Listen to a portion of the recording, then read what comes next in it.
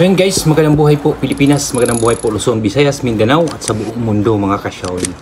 So for today's video mga kasyawing ay ating pong pag-usapan ngayon ang sitwasyon po ng ating bansa ngayon mga kasyawing.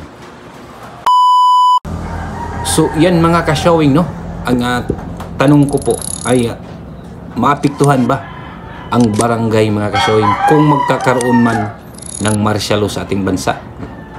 Maapektuhan ba ang barangay election mga kasyawing kung magkakaroon man ng martial law sa ating bansa? Sana'y wag lang po sanang matuloy yung mga haka-haka nila mga kasyawing na magkaroon ng martial law. Dahil kung magkaroon daw po ng martial law, hindi ko lang alam dahil hindi pa po nakaranas ng ganyan. Kung magkaroon daw po umano ng martial law ay wala na pong eleksyon. Nagkakagulo na po mga kasyawing. Galit na galit po ang mga tao dahil po sa nangyari ngayon na pag-aresto po ng ating dating Pangulong Duterte mga kasyawing. Ang taong bayan po ay galit na galit. Biruin nyo po, doon po sa Tagum City ngayon mga kasyawing ay sinunog po ang picture ni PBBM at sinunog nila ang color sign ng Uniteam ni Sara at BBM, yung kulay pula na tila mga kasyawing. Sinunog po nila. Dahan-dahan na po or nag-umpisa na po silang kumilos. Ano kaya ang mangyayari po sa ating bansa ngayon mga kasyawing na nagkakagulo na po? Paano na kung magkaisa ang taong bayan at magkaroon ng people power? Hindi kaya magdideklara si PBBM ng martial law? Yan ang atin pong kinatakutan mga kasyawing kung magkakaroon po sila o magkakaroon po ng martial law sa ating bansa mga kasyawing. Dahil wala na po mangyayaring eleksyon kung magkakaroon po ng martial law sa ating bansa mga kasyawing. Wala na po yung midterm election ngayong Mayo, wala na po yung local election, wala na po yung lahat ng eleksyon, wala kung magkakaroon po ng martial law mga kasyawing. Ewan ko lang kung maapektuhan ba yung eleksyon ng barangay kung mayroong martial law. Kahit siguro kung masama man ang barangay eleksyon kung magkaroon ng martial law mga kasyawing, kahit kami ang nakaupo ngayon kung magkaroon ng walang ng eleksyon, hindi rin ako pabor sa ganyan mga kasyawing. Dahil gusto kong magkaroon ng eleksyon. Kahit ngayong 2029 kung magkaroon man ng batas yung barangay na yan, hindi ako papayag. Ayaw po ng ganun na walang eleksyon. Kaya tayo pong lahat mga kasyawing, tayong lahat ng mga barangay officials, tayo po yung magmasid, tayo po yung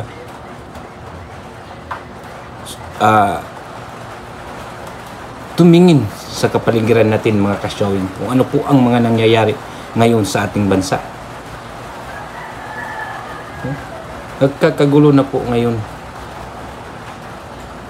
Kahit sa Maynila ay umpisa na, nag-umpisa na po nag-rally at nananawagan pa sila na sa lahat ng mga Muslim daw, sa lahat ng Kristiyanos, sa lahat ng taga-suporta ni dating Pangulong Rodrigo Duterte ay magkaisa. Yun ang kinatatakutan natin mga kasyawing, yung magkaroon po ng martial law. Payag ba kayo kung magkaroon ng martial law? Ano na kaya ang mangyayari natin dyan? Kayo yung mga mas matanda pa sa akin mga kasyawing, alam nyo siguro yung kung ano ang hirap o ano po ang sitwasyon pag nagkaroon ng martial law. Yung mga nakaranas dyan na nakapanood sa akin, no? So lahat ng nakaranas ng martial law nung araw, ano ba ang sitwasyon ng ganun pag may martial law? Mahirap ba? Delikado ba? Or ano? Kaya sana ay hindi po matuloy ang ganyan mga kasyoy. Kahit na sinasabi nilang pag martial law wala ng eleksyon, kailangan mayroon talagang eleksyon, no? Kahit sa barangay, kahit sa lokal, o kahit sa national, kailangan talagang mayroong eleksyon o makapili tayo ng tao na atin pong gusto pong manungkulan at gusto pong magserbisyo, no, sa ating bansa o sa ating lugar o sa ating barangay mga kasyoy. So sana'y magmasid po tayo, no, magbantay po tayo, magmonitor po tayo sa sitwasyon ngayon.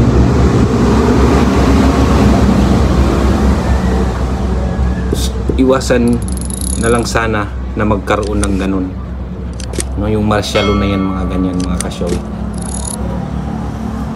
Hindi talaga maiiwasan yung mga tao na magalit ngayon, no, at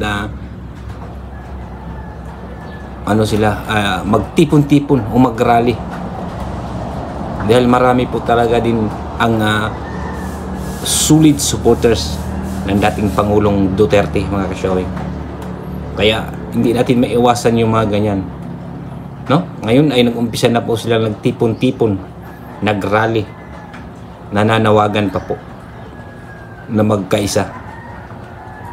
Kasi alam nyo mga kasyoy, sa akin na pong opinion, no, sa akin pong nababasa sa mga balita-balita lang, ewan ko lang kung totoo yun, na gustong magkaroon ng people power, no, ang administrasyon daw umano, gustong magkaroon ng people power upang magkakagulo ang bansa at mag-declare sila ng martial law.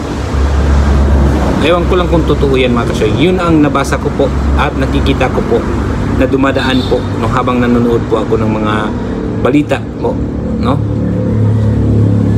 Dahil trending po talaga ngayong yung balita na ni si Tatay Digong, no, yung dating Pangulong Duterte, yung inaristo po at hanggang ngayon ay nandun na raw sa Netherlands, dinala ng ating dating Pangulong Duterte. Kaya sana ay magdasal po tayo, no, na maiwasan po ang mga ganyan mga kasyoy. Huminahon po ang taong bayan para po hindi po tayo magkaroon ng at hindi po sila magdeklara, kung totoo man yun, na hindi po magdeklara ng martial law ang ating bansa mga kasyoy. So yan mga kasyoy, maraming salamat po sa ating lahat, sa inyong lahat. Sana'y naintindihan nyo po ang saloobin ko, naintindihan nyo po ang sinasabi ko po mga kasyoy, no? Sana'y magkaisa po tayong magdasal upang maiwasan po natin na magkaroon ng gulo sa ating bansa para hindi po madeklara yung sinasabi nilang martial law. So yan, maraming salamat po sa inyong mga kasyoy. Don't forget to like, share, and comment down below mga kasyoy para po makita natin at mabasa ko po ang inyong mga opinion at komento dito po sa mga sinasabi ko dito sa video na ito mga kasyoy. Maraming salamat po. Thank you for watching.